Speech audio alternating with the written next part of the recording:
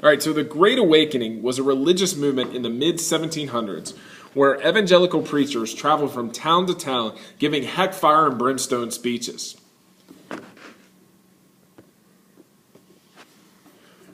The awakening led to the formation of new churches. It split up old ones, led to more religious tolerance, and led to more democratic beliefs. These times really were changing.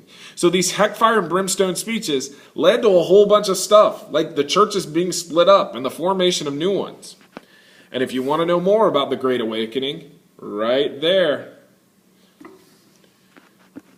All right, on to time to bust some heads. This is about the French-Indian War. Now, the first attempt at colonial cooperation of the colonies occurred in 1754 in Albany, New York, the Albany Conference. States got together because they had to figure out a way to lay the smackdown on the French and some natives that were causing them problems.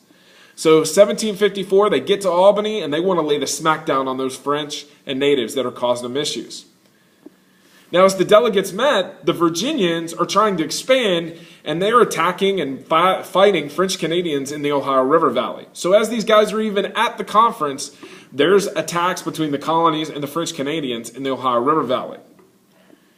Now, the purpose of the Albany Conference was to come up with a collective response to the French and the Indians of the interior. How are we going to lay the smackdown on these people? So the purpose of the conference, let's lay the smackdown on the French and the Indians. How are we going to deal with them? Now, they also come up with a plan of union. Oops, got ahead of myself.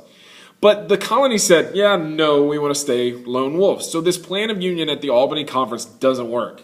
And this lack of union proved to be a problem for the British. Now, this is the VAP that's supposed to be there. Because the conflict becomes widespread and the states aren't unified. Now, the Albany Conference. If you want more info, right here. Now, there are three major flashpoints of the conflict. The first is a French fort in British Nova Scotia that was built by the French to protect Nova Scotia. The second, the region between New York and New France, that'd be Canada, where the British and French competed for trade. And the third is a series of British forts built on the Ohio River Valley. So you got 3 points of conflict in this French-Indian War.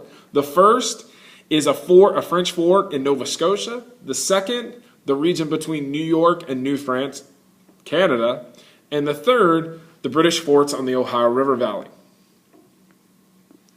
Now, the natives in these areas a lot of times attempted to play the French and the British off each other. Why not get stuff from each? So they attempted to play them off each other so they could get stuff. Now, as the colonists were meeting in Albany for the Albany Conference, the governor of Virginia sent forces led by George Washington, yes, that George Washington, a young one, to take French forts in the Ohio River Valley. They wanted to grow the state. Washington was defeated. He had to surrender. So the Virginia governor sends Washington out to the Ohio River Valley to grow the state, to get some land, and Washington loses.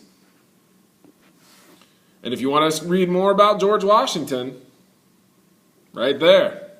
Now, the British response to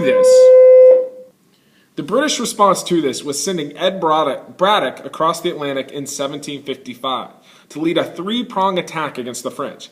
He was only successful in Nova Scotia with the New England militia. So Ed Braddock went across the Atlantic in 1755 to lead a 3-pronged attack. The New England militia was the only one that was successful, and that was in Nova Scotia. And there's Ed Braddock. Got a little behind. Now, after Braddock's defeat, full-scale war broke out between the British and the French, and it's called the 7 Years' War. The U.S. front is the French-Indian War. So this is part of a bigger war.